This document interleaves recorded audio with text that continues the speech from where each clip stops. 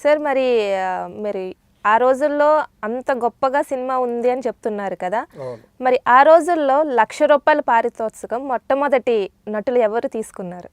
ఇక్కడ మనం ఆ రోజుల్లో నటుల పారితోషికాలు అనే దాని గురించి మనం ప్రత్యేకించి చెప్పుకోవాలి.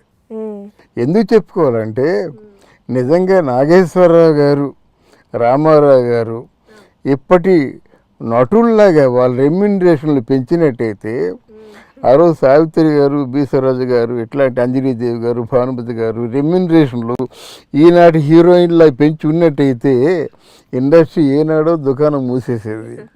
ఎందుకంటే వాళ్ళు సంవత్సరం ఆడే సినిమాలు చేసినప్పుడు కూడా వాళ్ళంతా ₹1000 పెంచేవాళ్ళు. ₹1000 ₹5,000 ఇచ్చినట్టయితే ఈ సినిమాకి మరో సినిమాకి ₹6,000 అంతే. ఇప్పుడులాగేమో ఫస్ట్ 35,000, తర్వాత 35 లక్షలు, తర్వాత 35 కోట్లు కాదు. అంటే వేలు, లక్షలు, కోట్లు ఇప్పుడు అంతే. ఇంకెవరు మాట్లాడడం వీల్లేదు. అంతే వాళ్ళ ఇష్టం. మా ఇష్టం వచ్చినట్టు పెంచుతామండి, మీకు ఇష్టమైతే బుక్ చేసుకోండి, లేకపోతే మేము చెయ్యం అంటున్నారు.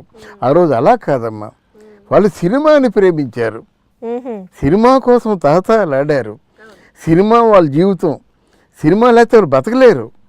వీలే కాదు, ఆ రోజుల్లో ప్రతి ఒక్కరూ సినిమా ఫీల్డ్లో పనిచేసే వాళ్ళందరూ కూడా సినిమా లేకపోతే బతకలేరు. ఆ లైట్లు మోస్తారు, చోవుకైనా తెగిస్తారు, కానీ ఆ సినిమాని వదిలిపెట్టి ఎవరు ఉండలేరు. ముఖ్యంగా మద్రాసు జీవితం చూసే వాళ్ళకి ఇదంతా అర్థం అవుతుంది. మాలాంటి వాళ్ళకి ఏంటంటే ఆ సినిమాయే గాలి, ఆ సినిమాయే నీరు, ఆ సినిమాయే మన ఆహారం. ఇంట్లో పిల్లలు బాగాలేకపోయినా, ఎన్ని కష్టాలు వచ్చినా, చేతిలో డబ్బులు లేకపోయినా, అప్పులు పాలైపోయినప్పుడు కూడా వెళ్ళిపోయి లైట్స్, ఆ లైట్స్లోనూ స్టార్ట్ కెమెరా అని వెంటే కానీ వాడు నిద్ర పట్టదు, వాడు బతకలేడు. కనుక అలా తపస్సు చేశారన్నమాట వాడు. అయితే చెప్పొచ్చేది ఏంటంటే రెమ్యునరేషన్లు కూడా వాళ్ళు చాలా తక్కువగా. ముందు ప్రొడ్యూసరు వాడు ఆస్తిపాస్తులన్నీ అమ్మి మనతో సినిమా తీసే ప్రొడ్యూసరు వాడు బాగుండాలి, వాడు పచ్చగా ఉండాలి, వాడిని మనం కాపాడుకోవాలి అనేటువంటి దృష్టి ఉండేది కనుక నాగేశ్వరరావు, రామారావు గారు కానీ, భానుమతి, ఇప్పుడు బి సరోజ, అంజలిదేవి కానీ వీళ్ళందరూ చాలా తక్కువగా, అంటే వాళ్ళ ప్రొడ్యూసర్కి ఎంతవరకు అయితే అనుకూలంగా ఉంటుందో వాళ్ళని నిర్ణయించేవాళ్ళు అన్నమాట. అమ్మ నీకు 10,000 ఇస్తున్నాం, ఈ ₹10,000 కూడా ముందు 2,000 ఇస్తాము, మధ్యలో ఒక 5,000 ఇస్తాము, సినిమా రిలీజ్ ముందు 3,000 ఇస్తాం అని చెప్పారనుకోండి. 100 అయినా 106 అయినా వాళ్ళ ఎలాగైతే మాట చెప్పారో, మొదట్లో మాట, తర్వాత అగ్రిమెంట్లు. ముందు మాట చెప్తే ఆ మాట ప్రకారంగా స్టిక్ అని ఉండేవారు. తర్వాత అగ్రిమెంట్లోకి వెళ్ళారు. అగ్రిమెంట్ అయినా సరే ఒక మాట చెప్తే ఆ మాట ప్రకారంగా స్టిక్ అని ఉండేవారు అన్నమాట. మాటకి అంత వాల్యూ ఉండేది. ఒక మాట అంటే అంతే కదమ్మా. ఎలాంటి సంస్థలో ఆ రోజుల్లో మన చిన్ని బ్రదర్స్ అంటే అంజనీదేవి సంస్థ, తర్వాత ఏమో శంభు ఫిలిమ్స్, ఆయన యార్లగడ్డ ఆయన, తర్వాత ఏమో పిఏపి సుబ్బారావు గారు, జగపతి రాజేంద్ర ప్రసాద్ గారు, మన సురేష్ రామానాయుడు గారు, తర్వాత వీళ్ళందరూ పెద్ద సంస్థ. చిన్ని బ్రదర్స్ అంజనీదేవి గారు, తర్వాత ఏమో మీర్జాపూర్ రాజా గారు, శోభనాచల స్టూడియోస్, కనుక అలా విజయవాహిని స్టూడియోస్ వాళ్ళు, నాగిరెడ్డి చక్రపాణి గారు, ఎట్లాంటి ప్రొడ్యూసర్లు ఉండేవారు. అవన్నీ తలుచుకుంటుంటే చెప్తుంటే నాకే ఒళ్ళంతా పులకరిస్తుంది అన్నమాట. అట్లాంటి ప్రొడ్యూసర్లు ఉండేవాళ్ళు. అలాంటి ప్రొడ్యూసర్లు ఉండి సినిమాలు తీయబట్టే వీళ్ళు కూడా నటీనటులు కూడా రెమ్యునరేషన్ దృష్టి లేకుండా సినిమాల మీదే దృష్టి పెట్టబట్టే మనకి స్వర్ణయుగం దక్కింది.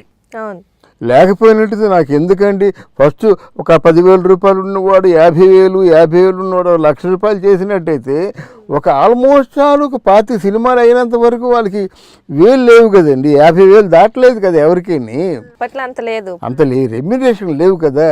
కనుక మనకి ఫస్ట్ బిగినింగ్లో ₹1,00,000 తీసుకున్న వ్యక్తి ఎవరైనా ఉన్నారంటే అది ఫస్ట్ నాగి గారు తీసుకున్నారు, ఎస్వి రంగారావు గారు తీసుకున్నారు, తర్వాత మన మహానటి సావిత్రి గారు తీసుకున్నారు. అది ₹1,00,000 రెమ్యునరేషన్. నాగయ్య గారు, ఇక మన ఎస్వి రంగారావు గారు, సావిత్రి గారు. ఆడవాళ్ళలో మొట్టమొదటిసారిగా రెమ్యునరేషన్ తీసుకుంది ₹1,00,000 సావిత్రి గారే. అయితే ఇక సావిత్రి గారికి 2 అంబాసిడర్ కారుల్లో రెమ్యూనరేషన్ వచ్చేది, బత్తాలు నిండా డబ్బేసుకొని కారుల్లో. అప్పుడంతా 2,000 రూపాయల నోట్లు లేవు కదా, చిల్లరా అక్కడంతా చిల్లర కదా, చిల్లర నోట్లు 5 రూపాయలు 2 రూపాయలు అవి. అలాగే బస్తాలతో డబ్బు వచ్చేది, ఆ బస్తాలతో డబ్బు గోతంలో పడేసేవారు అనమాట. అట్లాగా ఉండేది ఆ రోజుల్లో. అంటే ఆ రెమ్యూనరేషన్ వాళ్ళు కూడా సావిత్రి గారికి రెమ్యూనరేషన్ అంటే వాళ్ళు కావాలని కోరిచ్చారు, ఈవిడ అడిగింది కాదు. ఆవిడకున్న డిమాండ్ ప్రకారంగా వాళ్ళు కోరిచ్చారన్నమాట రెమ్యూనరేషన్.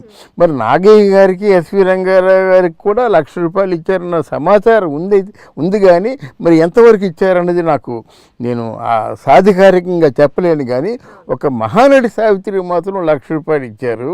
అక్కడే ఒక చిన్న తమాషా చెప్తా.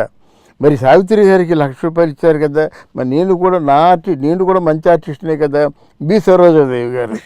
మరి నాకు 1,00,000 రూపాయలు ఇవ్వాలంటే అమ్మ ఆవిడ సావిత్రి గారమ్మ, ఆవిడ మాట్లాడితే తెలుగుకి అందం వస్తుంది, నీ తెలుగు మాట్లాడమే రాదు, నీకు మేము ఇస్తాను 1,00,000 రూపాయలు. ఏమో ఇష్టమైతే మా కంపెనీ ఎంతైతే పిరమిడ్ చేస్తుందో అంత ఇస్తాం, ఇష్టమైతే చేయమ్మా లేకపోతే మానేయమ్మన్నారు అనమాట. అయితే ఇంతకీ చెప్పొచ్చేది ఏంటంటే ఆ రోజుల్లో రెమ్యూనరేషన్ తీసుకున్న అంత నిబద్ధతతో ఉండేవారు. ఉండి అంత ఈ సినిమా మాది, ఈ ప్రొడ్యూసర్ మావాడు, 10 సినిమాలు తీయాలి, 10 సినిమాల్లో ఇండస్ట్రీలో పనిచేసే వాళ్ళు చిన్నవాళ్ళు పెద్దవాళ్ళు పచ్చగా ఉండాలి అనుకోబట్టే సినిమా ఫీల్డ్ బ్రతికి బట్ట కట్టింది. ఒక కుటుంబంలో అప్పట్లో పనిచేసేవారు అందరూ. అవునవును.